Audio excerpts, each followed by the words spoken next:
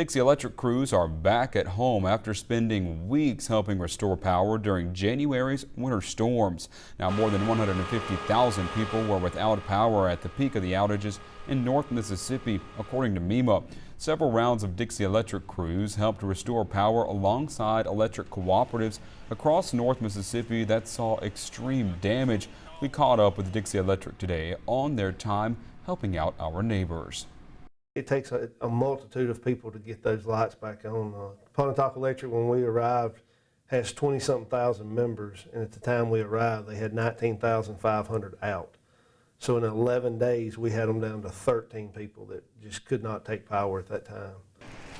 Dixie Electric helped 3 other electric cooperatives in Pontotoc, Oxford, and Batesville.